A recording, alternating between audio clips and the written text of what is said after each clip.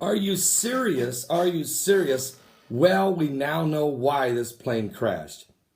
Deliberately brought down, mass murder and suicide by the co-pilot.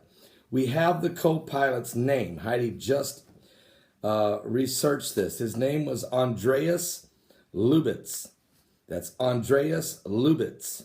He was a German citizen, pretty new to Germanwings Airlines. He was hired in 2013 by Germanwings Airline. And what happened was, according to prosecutors there in Germany just minutes ago, that the pilot left the cockpit apparently to go to the bathroom.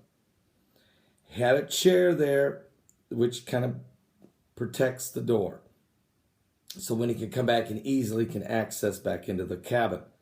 It's while he was gone briefly and come back. And all of this information is based on the voice recorder, not the black boxes. The first black box completely destroyed, don't work. The second black box was damaged, but should work, except the memory card is missing and is not in the box.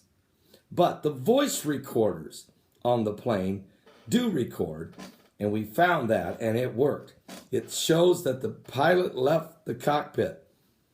While he's gone, the co-pilot shut the door, locked it, and then turned off all manual communications, and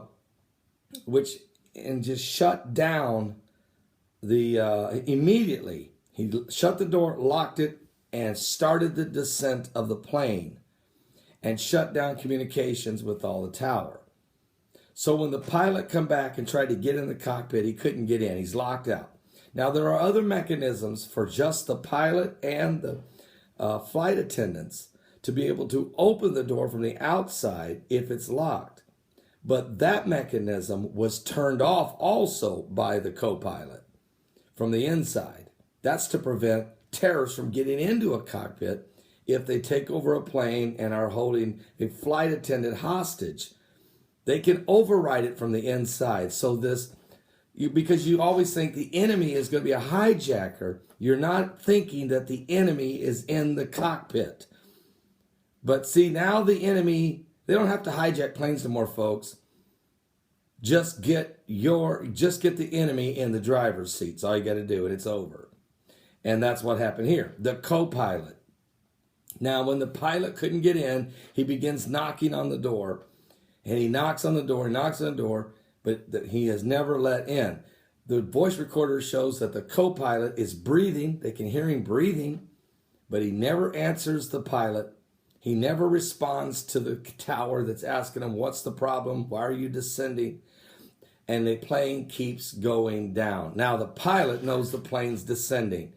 At some point, he quits, he knocks, he goes to banging, till he actually goes to try to smash down the door. He realizes this plane is going down, and he tries desperately to somehow get the door open.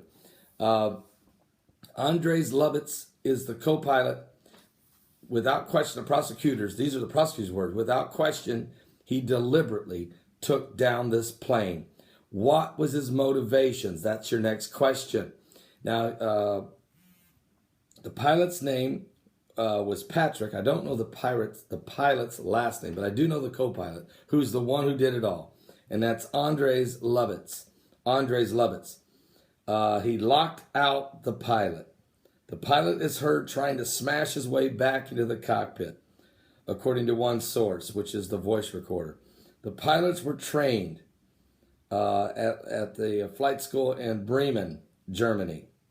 Why in the world did he do this? Here's the actual sequence that took place. I'm saying that given the elements, this is the prosecutor, his name is Henry Samuel. I'm saying that given the elements I have today, I can only say that he deliberately allowed the loss of altitude. It's not a loss that's totally abnormal at 1,000 feet per minute, but he had no reason to do it, or not to allow the captain into the cabin. He had no reason not to explain to air traffic controller why he was losing altitude. The theory that he had a heart attack, apparently he was breathing normally. So this is not someone having a heart attack, for example. I think that the victims only realized what was happening at the last minute.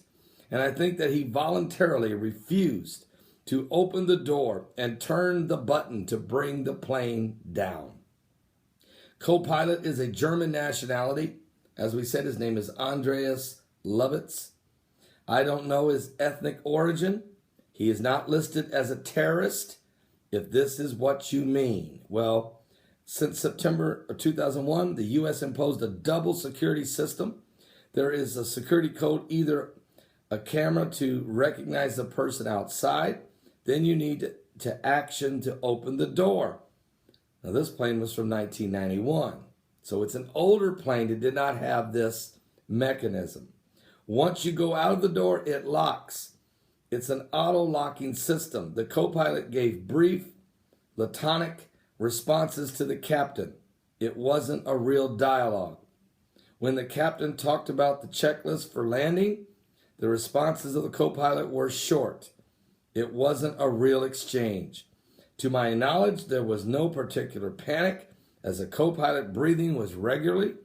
I first opened an inquiry of involuntary homicide, manslaughter. I may change that status, but not yet. In other words, it's deliberate. He deliberately took down the plane.